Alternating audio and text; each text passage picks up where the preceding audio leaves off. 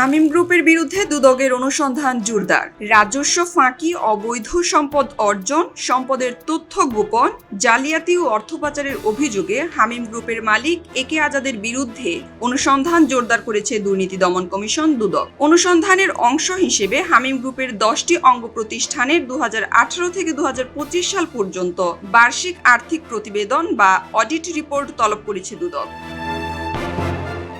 এ সংক্রান্ত বিশেষ অনুসন্ধান টিমের প্রধান ও দুদকের পরিচালক আবুল হাসনাত স্বাক্ষরিত চিঠি পাঠানো হয়েছে বিভিন্ন ব্যাংক, জাতীয় রাজস্ব বোর্ড ও জয়েন্ট স্টক কোম্পানির দপ্তরে। চিঠিতে হামিম গ্রুপের প্রতিষ্ঠানগুলোর 2018 থেকে 2025 সাল পর্যন্ত বার্ষিক আর্থিক প্রতিবেদনের কপি 2025 জানুয়ারির মধ্যে দুদকে জমা দিতে বলা হয়েছে। চিঠিতে হামিম গ্রুপের প্রতিষ্ঠানগুলোর 2018 থেকে 2025 সাল পর্যন্ত বার্ষিক আর্থিক প্রতিবেদনের কপি আগামী 25 জানুয়ারির মধ্যে দুদকে জমা দিতে বলা হয়েছে।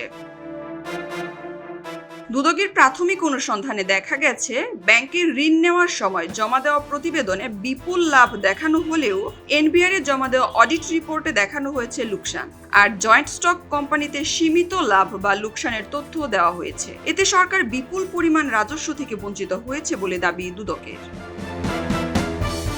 জানা গেছে, প্রাথমিকভাবে হামিম গ্রুপের 10 ক্যাটাগরির প্রতিষ্ঠানের বার্ষিক প্রতিবেদন চাওয়া হয়েছে। সেগুলো হলো denim mill, sweater factory, embroidery and printing factory, carton factory, polybag industry, লেভেল ফ্যাক্টরি, ট্রান্সপোর্ট, জুট মিল, চা বাগান ও কেমিক্যাল ফর্মুলেশন প্লান্ট। পর্যায়ক্রমে গ্রুপের অন্য প্রতিষ্ঠানের বার্ষিক আর্থিক প্রতিবেদন ও সংশ্লিষ্ট তথ্য চাওয়া হতে পারে।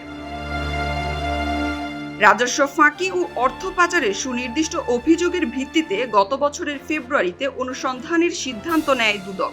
তবে একাধিক টিম পরিবর্তনের পর পঞ্চম অনুসন্ধান টিমের দায়িত্ব পান দুদকের পরিচালক আবুল হাসনাত। 4 সদস্যের বিশেষ টিমের দলনেতা হিসেবে তিনি প্রয়োজনীয় তথ্য উপাত্ত চেয়ে এনবিআর, জয়েন্ট স্টক কোম্পানি ও বিভিন্ন ব্যাংকে নোটিশ পাঠালেন।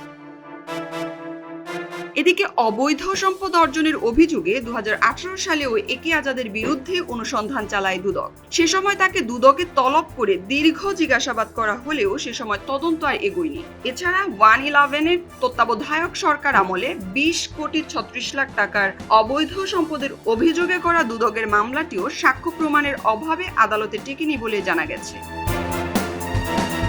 দুদক বলছে, তলব করা আর্থিক নথিপত্র বিশ্লেষণ শেষে অভিযোগের সত্যতা মিললে একে আজাদ সহ হামিম গ্রুপের সংশ্লিষ্টদের বিরুদ্ধে আইনানুগ ব্যবস্থা নেওয়া হবে। এদিকে দীর্ঘদিন ধরে আলোচিত এই শিল্প গোষ্ঠীর বিরুদ্ধে চলমান অনুসন্ধান শেষ পর্যন্ত কোন পরিণতির দিকে যায়, এখন সেদিকেই তাকিয়ে আছে সবাই। খবরের কাগজ, নিখাত, নির্ভীক, নিরপেক্ষ।